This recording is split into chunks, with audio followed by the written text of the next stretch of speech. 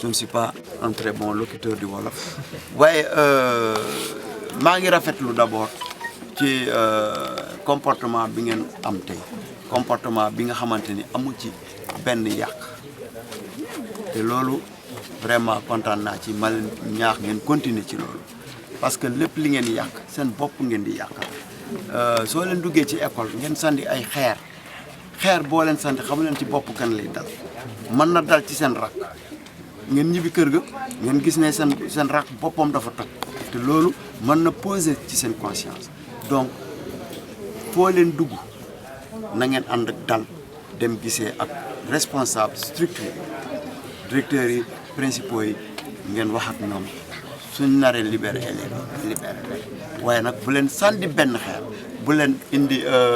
ay xëccoo ay kii dem leen def gisi chef d'établissement ngeen waxtaan ak ñoom xam nañ ni ils ont am nañu obligation préserver intégrité physique u seen élèves yi dégg ngeen beneen bi mooy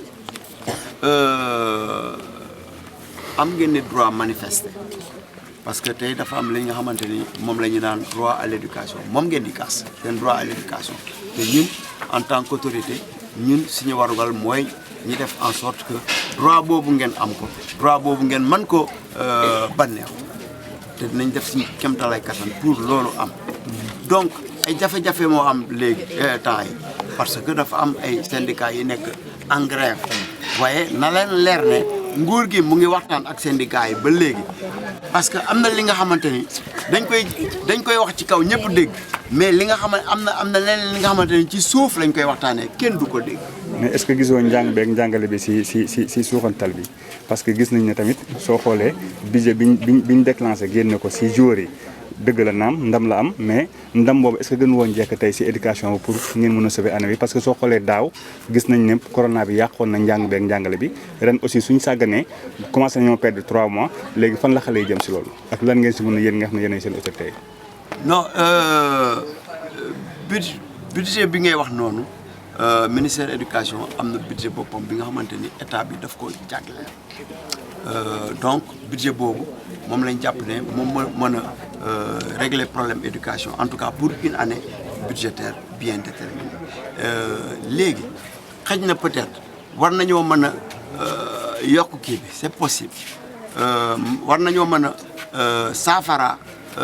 problème yu enseignants yi ñaxtu yi kaas noonu c'est war nañ ko mën a saafara mais ci kaw aussi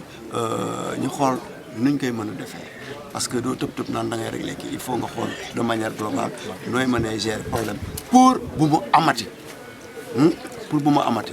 léegi li ngay wax noonu affaire football bi bon loolu ñëpp la suxal kontaan Sénégal yëpp a kontaan fi mu toll nii dégg la wala du dégg Sénégal yëpp a kontaan donc xëy na peut-être li ngay laaj ñi di xaalis bi jagleel ko éducation mën na nekk waaye suñ ko jagleeloon éducation tey keroog ñii dañoo fàtte woon jour boobu ni ay élèves lañ donc peut-être il faut mettre chaque chose dans son contexte yi du benn li ñu war a jox jour équipe nationale football bi nañ ko jagleel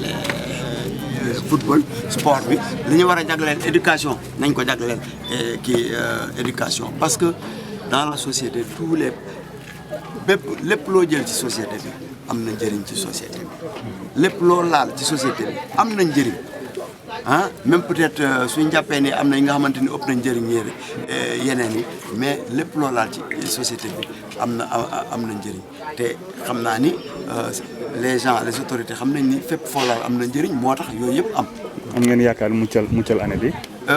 non am naa yaakaar ni y aura une solution parce que amul lenn li nga xamante ni solution mënu ci am tant que nit ñi ñu ngi toog di waxtaan jàpp naa ni solution dina am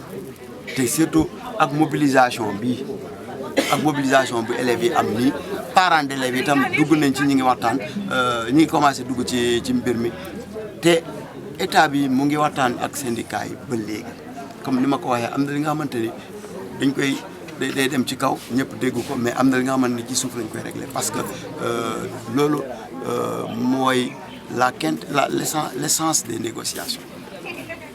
ñun li ñuy dégg journalistes yi di wax am na leneen li nga xamante ni li li nga xamante ni moom la ñu njëkk a def balaa ñuy àgg foofu donc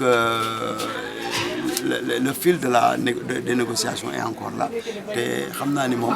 dinañ trouver une solution incha allah parce que éducation mooy doxal réew éducation mooy doxal réew et les autorités sont conscientes de cela elles vont tout faire mettre en œuvre pour vraiment droit à l'éducation boobu mu mën a am. Comme elle l'a si bien dit tout à l'heure ñun doomu baadoole ñun ñoo sonn si je prends au niveau des autorités la plus particulière à savoir le gouvernement seen doom la plupart newuñu Sénégal ñeneen ñoo ngi France ñi nekk feneen kon ñun ñooy torox ñooy nekk ci yoon di ñaxtu di def lu ne kon dafa doy ñuy ñaan képp ku mu mënti doon bu ñu mënee jàppale ñu jàppale ñu et voilà je parle au nom de l'établissement du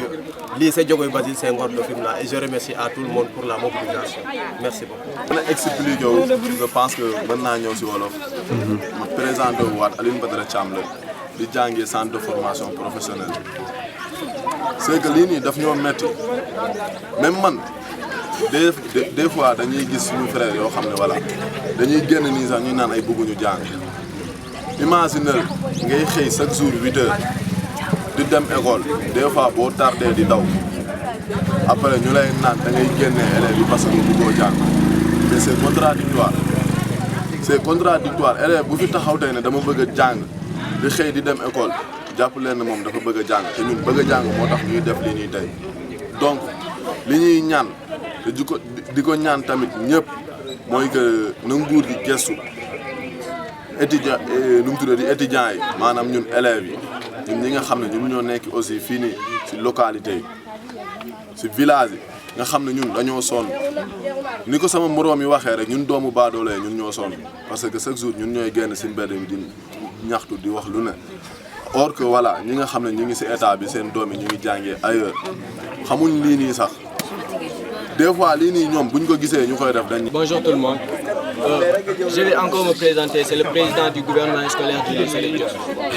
Et avec cette collaboration du lycée de Fimela, de Sambadia et du CFP de Diofior, nous étions venus ici